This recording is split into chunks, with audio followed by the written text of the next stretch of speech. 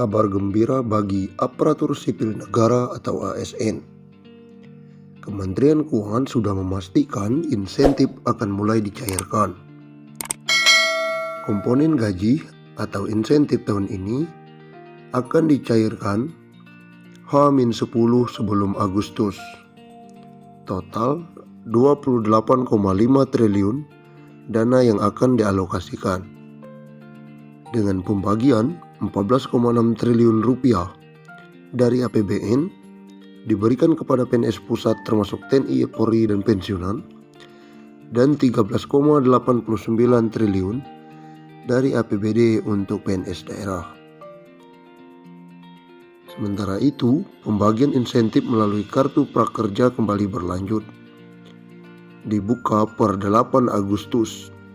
Nantinya ada 800.000 orang yang dibidik untuk mendapatkan insentif kartu prakerja. Nominalnya tidak berubah. Total peserta akan mendapatkan Rp3.500.000 yang terdiri dari Rp1 juta beasiswa, insentif sebesar Rp600.000 yang diberikan selama 4 kali atau 4 bulan. Kemudian 3 kali insentif survei dengan total Rp150.000. Pemerintah pun berencana menambah 5 mitra platform digital dari yang sudah ada sekarang, yakni 8 platform. Demikian juga tambahan 16 lembaga pelatihan dari 165 yang telah berpartisipasi. Serta 4 mitra pembayaran, namun semua masih tahap asesmen.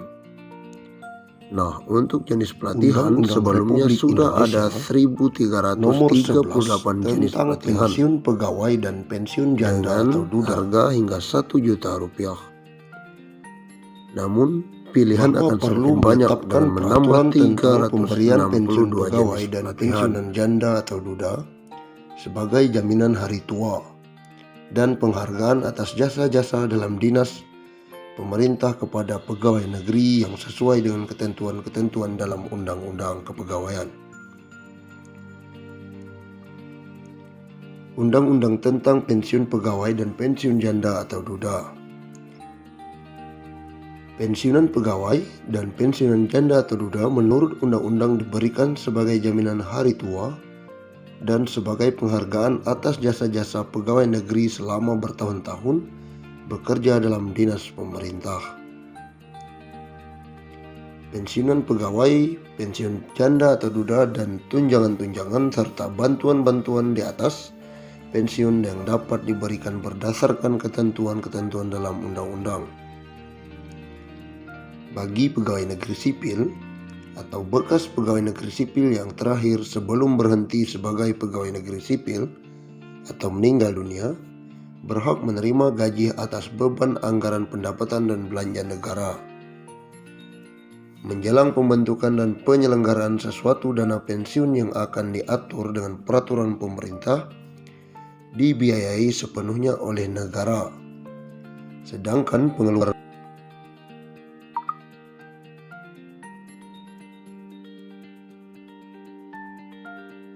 akan diatur dengan peraturan pemerintah dan dibiayai sepenuhnya oleh negara. Bagi pegawai negeri atau bekas pegawai negeri yang tidak termasuk di atas, dibiayai oleh dana pensiun yang dibentuk dengan penyelenggaraan yang diatur peraturan pemerintah.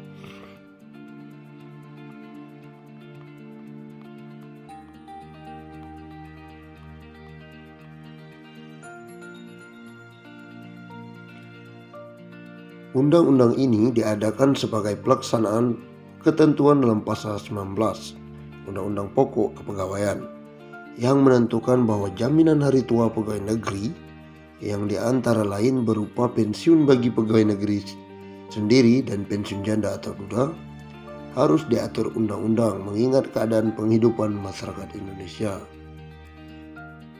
Sesuai dengan ketentuan dalam Undang-Undang Pokok Kepegawaian, maka peraturan pensiun yang baru ini mempunyai sifat pokok. Pensiun diberikan sebagai jaminan hari tua, sebagai penghargaan atas jasa-jasa pegawai selama bekerja bertahun-tahun dalam dinas pemerintah.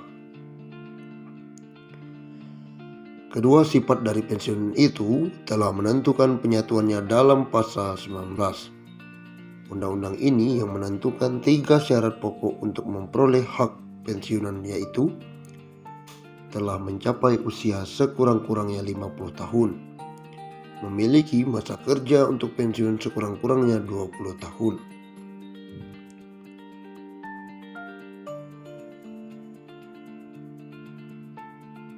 Golongan-golongan pegawai yang termasuk dalam arti pegawai negeri menurut pasal: pertama, pegawai negeri sipil pusat; yang kedua, pegawai daerah otonom; yang ketiga, pegawai perusahaan atau bank negara, yang memiliki ketiga unsur kepegawaian termaksud dalam Undang-Undang Pokok Kepegawaian.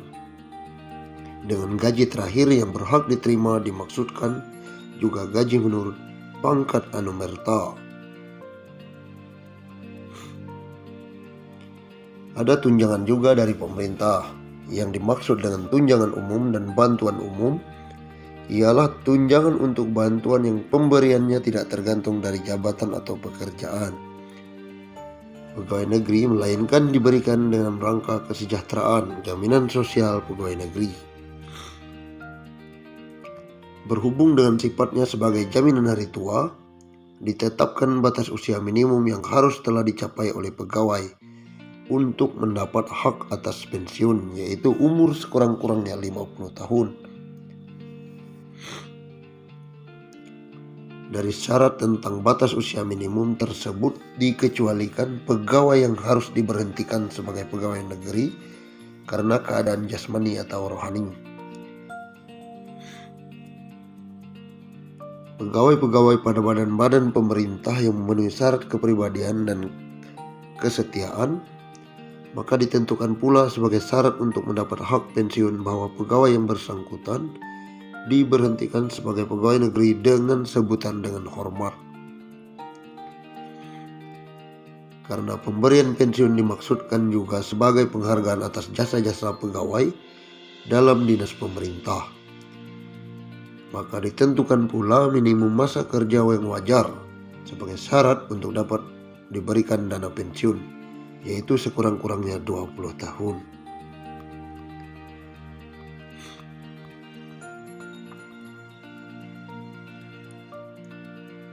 Besarnya pensiun pegawai sebulan untuk tiap-tiap tahun masa kerja telah dipertinggi dari 1,6% menurut peraturan lama menjadi 2,5%.